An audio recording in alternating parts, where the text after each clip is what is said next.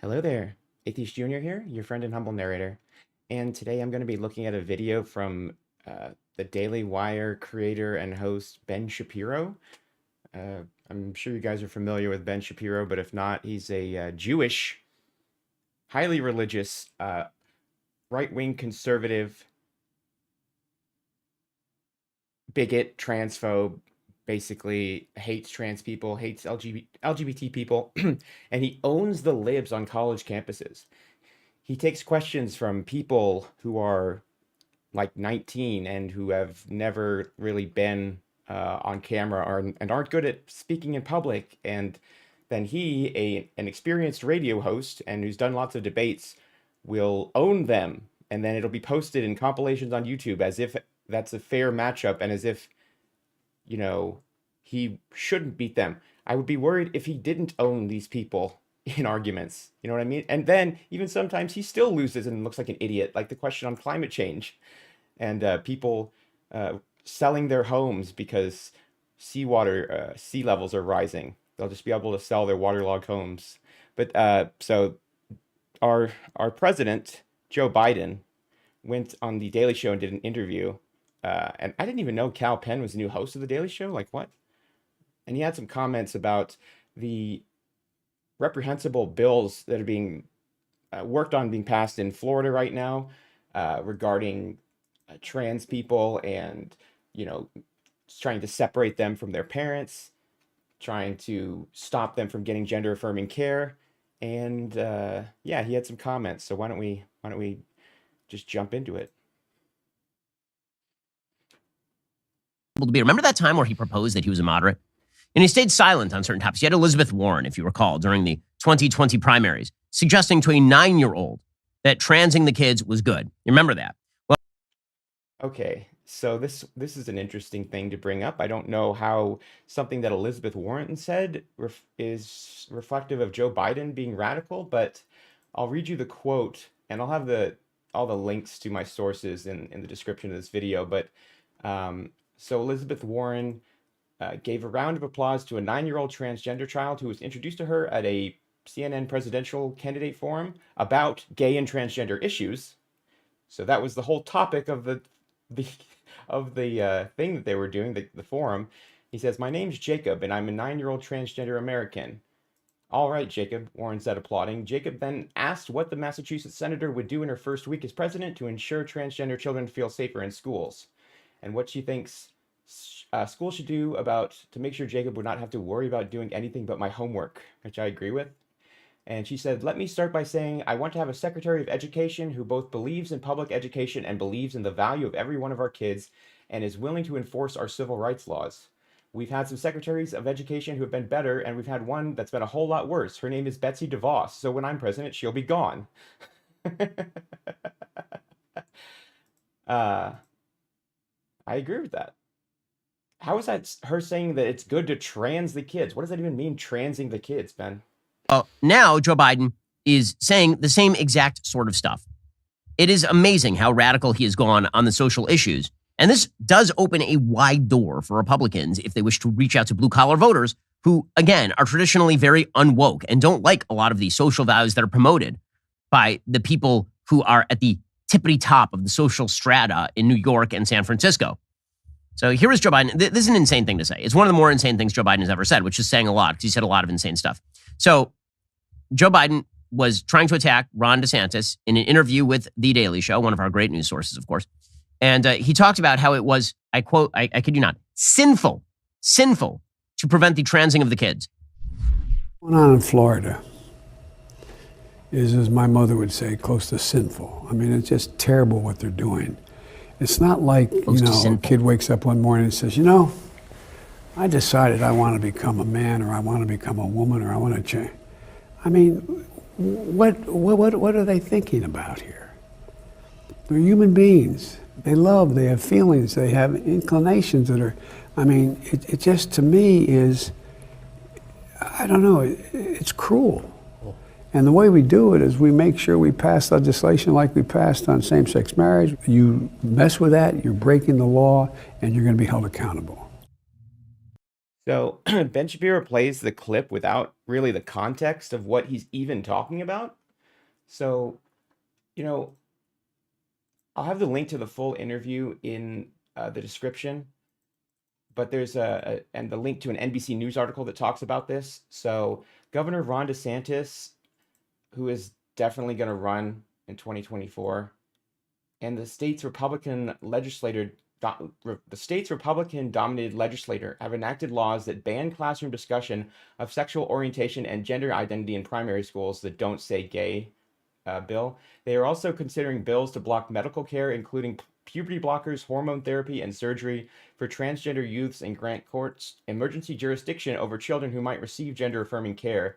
The state is at the start of its 2023 legislative session and is considering several other bills to further chip away at LGBTQ rights. And then they have Biden's quote, and it says, DeSantis hit back Tuesday on Twitter defending his efforts to restrict gender-affirming care, which he called the mutilation of minors. It is not acceptable for the federal government to mandate that procedures like sex change operations be allowed for kids, DeSantis said. So it's not a direct quote to say that Biden said it was sinful to trans the kids. That's not how literally saying something works, or literally quoting somebody. He said, it's like my mother would say, and he was talking about these bills, not transing the kids. What does that even mean?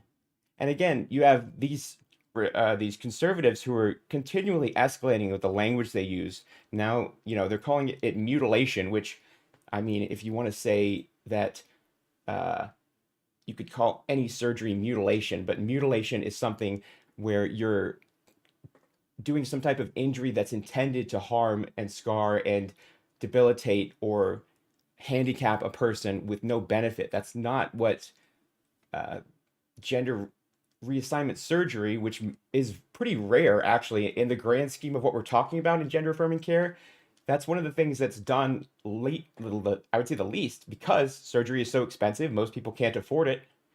And it's much easier to get on hormones than it is to get surgery. But all they want to focus on is surgery and kids, even though kids don't have breasts. But they say, oh, these hospitals, these doctors, they're cutting off the breasts of young girls. Am I missing something here?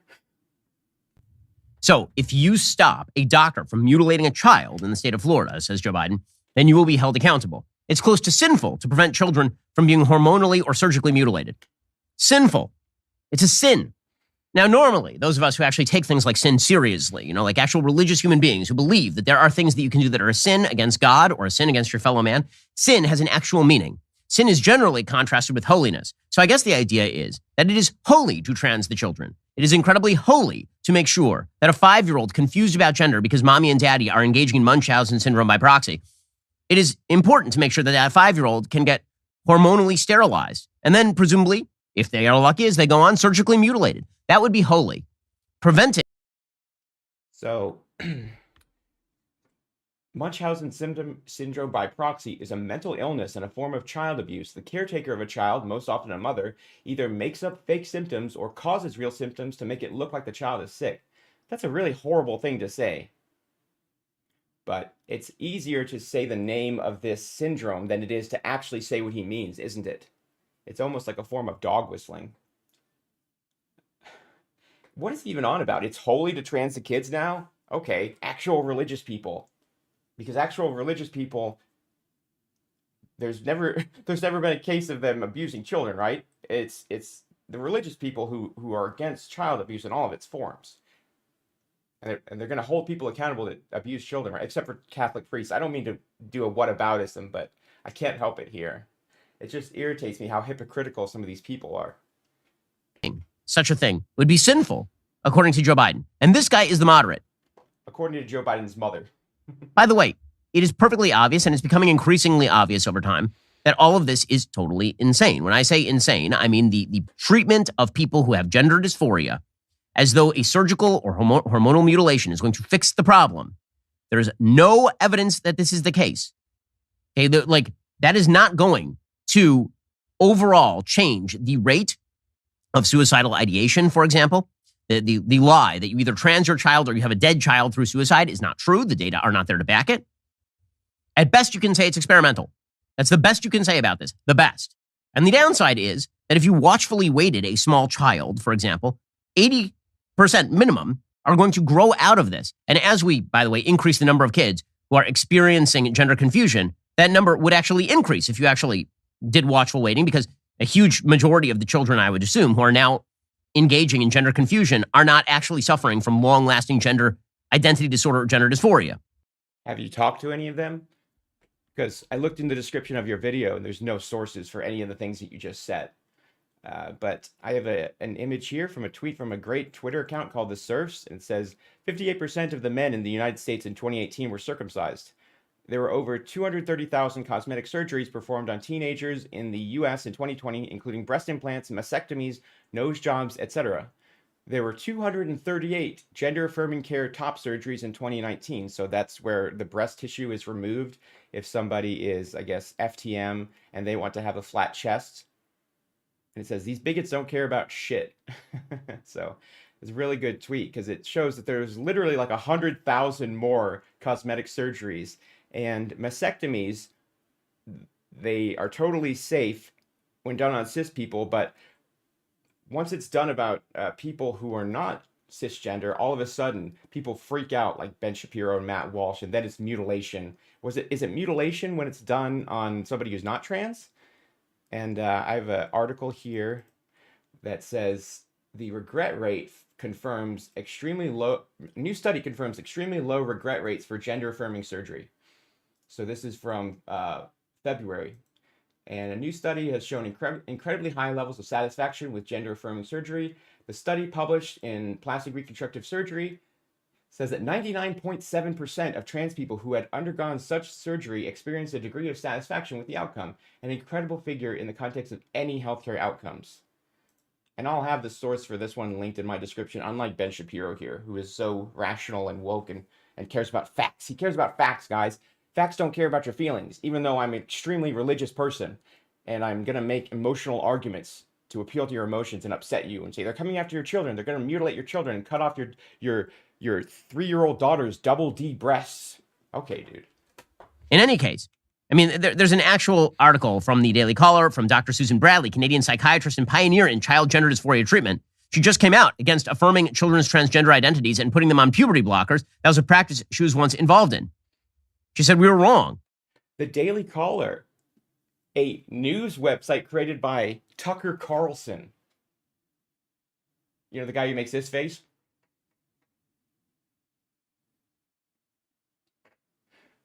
Very unbiased source, Ben. Also, this woman is 80 years old now. I'm sure she's not senile whatsoever, right? And she did some of these medical procedures and offered puberty blockers and stuff like 100 years ago or something. I'm sure she is very up to date with what they're doing now. And she should definitely be considered an expert and not senile or anything. The Daily Caller. Get out of here. They're not as irreversible as we always thought. They have longer-term effects on kids' growth and development, including making them sterile, and quite a number of things affecting their bone growth. But it doesn't.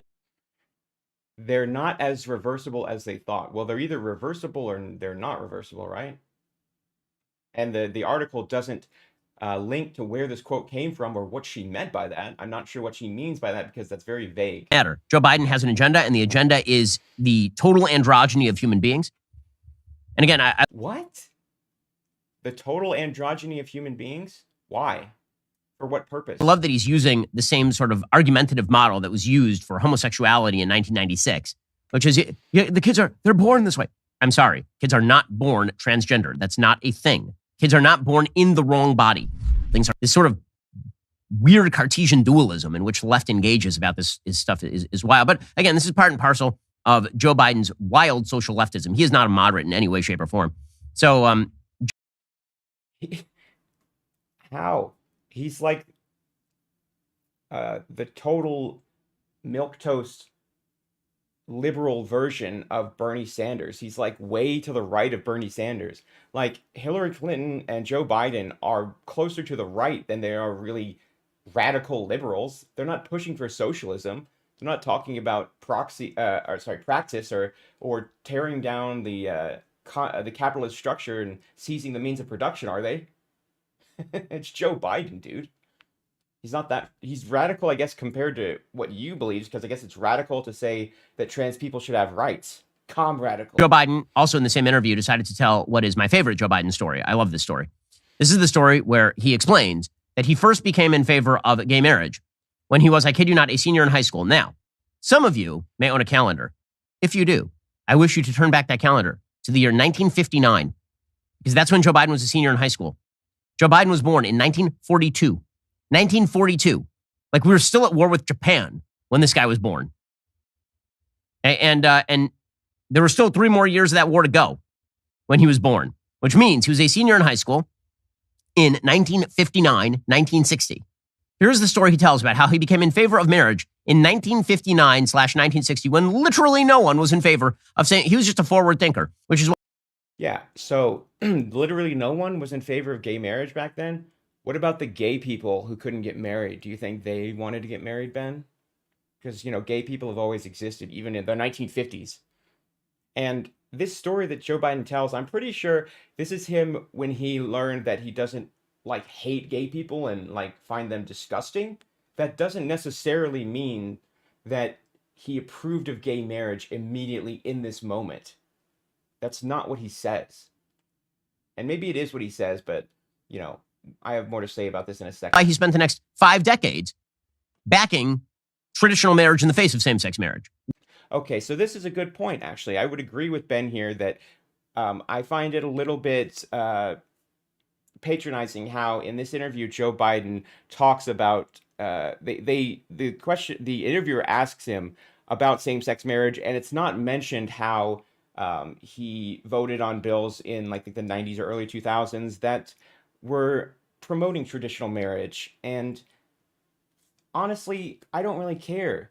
In his heart of hearts, maybe he did approve of gay people, maybe not. But I have a clip from a channel called ThatNerdyTransGirl where I would rather just show this guy's clip because I think it's so good rather than just plagiarize what he says, because I agree with it 100%. Literally 5 decades. He voted over and over and over in favor of things like the Defense of Marriage Act. He, in rhetoric, backed a constitutional amendment to protect traditional marriage. Ho-hum.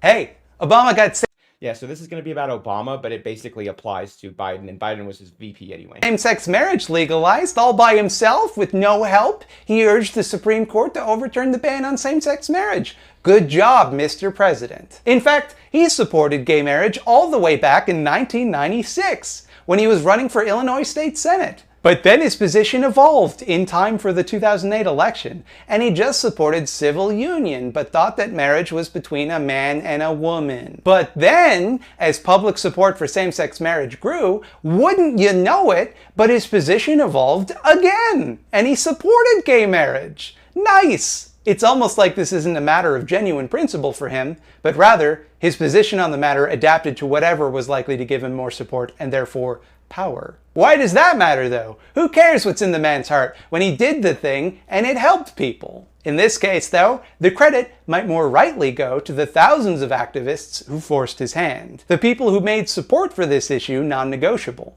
Obama was just the president at the right historical moment to capitalize on it. So, good job, Obama. You managed to get out of the way and let progress happen. Yeah, so that is exactly right. So I really don't care about giving credit to politicians for gay marriage passing, because the only reason that it passed was because society and our culture has advanced enough because of the work of gay rights activists, because of people who made it so this was something that the politicians were forced to finally address. That was the only reason that they did it. They could have passed it back in the 2000s, back in the 90s, but the public didn't support it that much.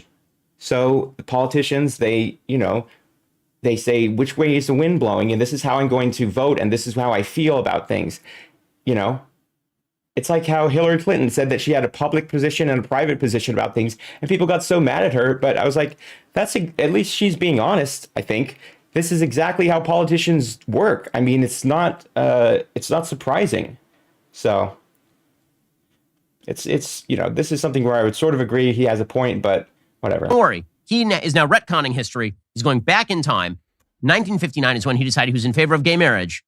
And he's going to tell my personal favorite Joe Biden story. I can remember exactly. Yeah, and Canada did in 2005. What took us so long, right?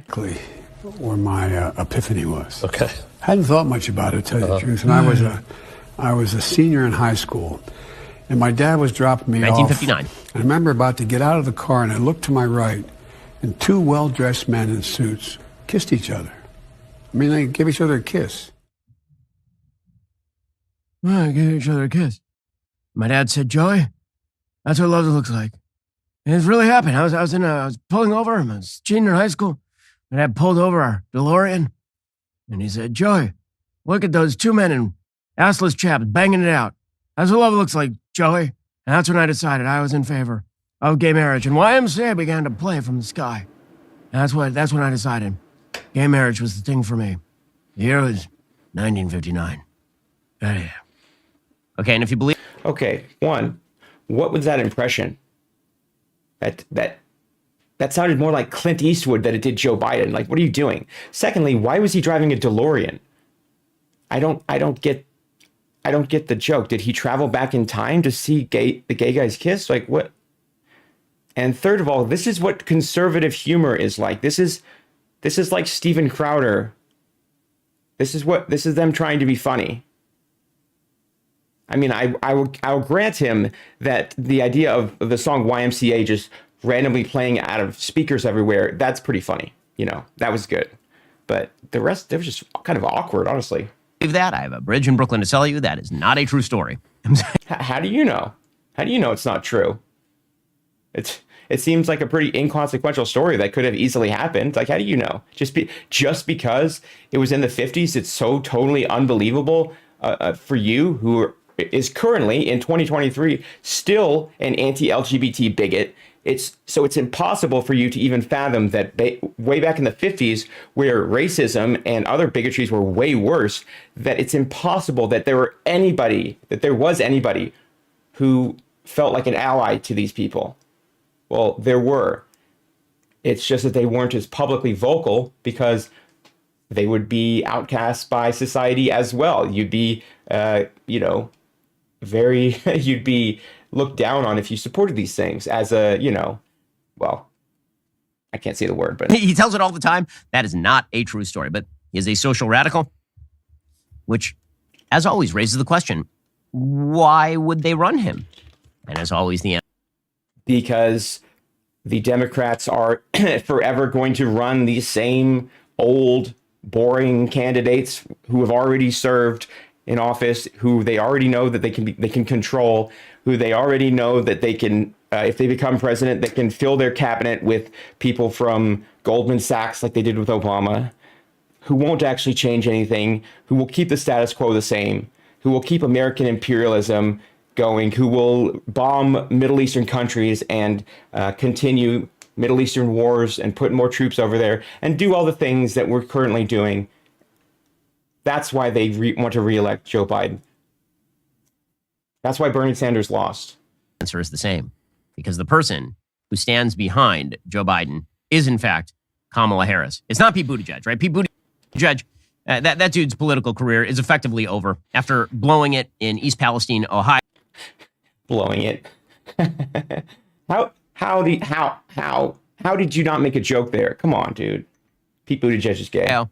After taking a 2-month paternity leave. Now, what the left is trying to do is say you're not allowed to joke about his paternity leave. I'm going to joke about his paternity leave.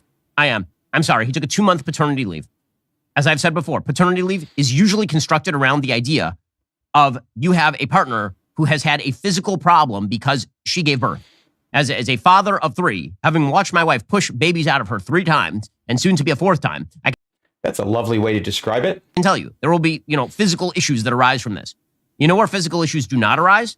When you don't actually have to do that because you're a dude.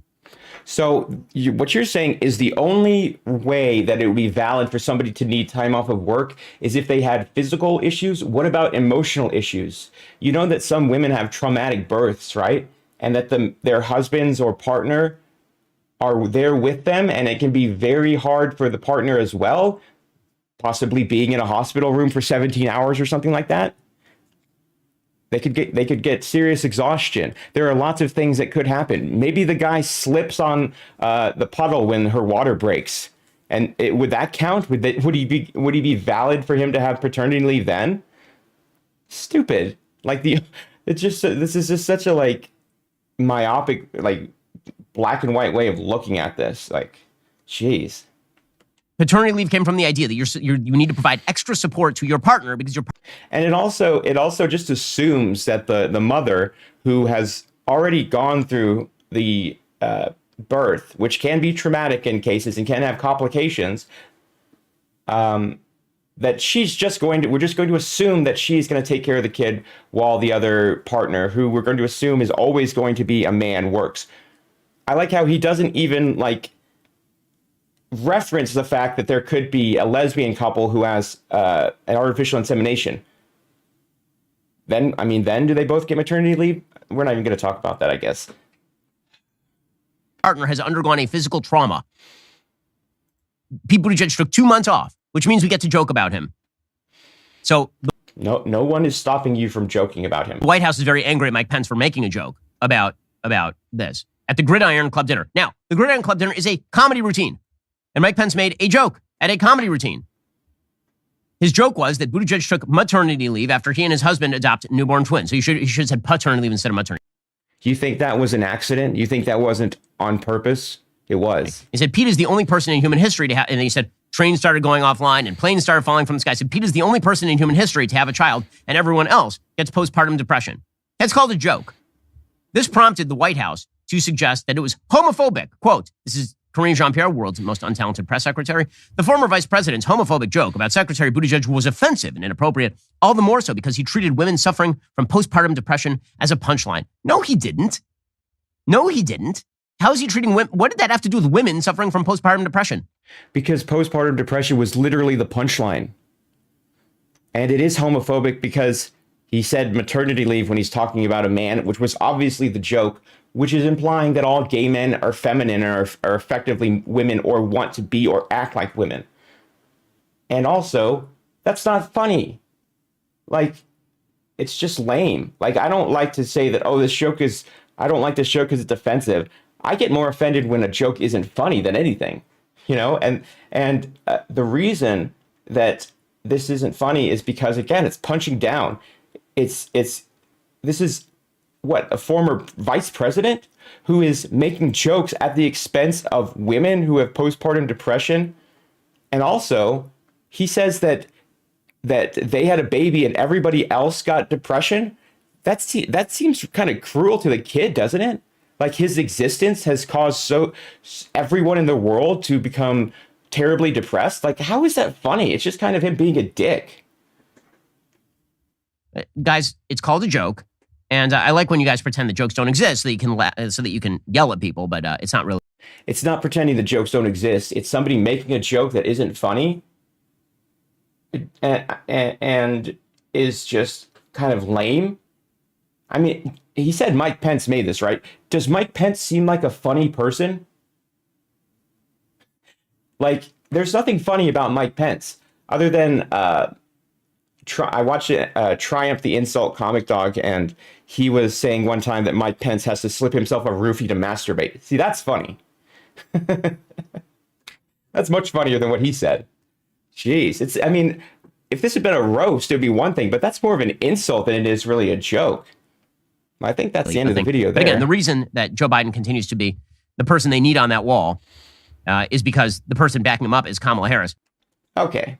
So a bit of a shorter stream today, guys. It's a short video, but I really had a lot to say about this one.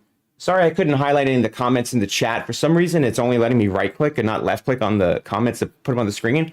But yeah, thank you guys so much for watching this video. I'm happy to do videos about channels and creators I haven't talked about as much. So let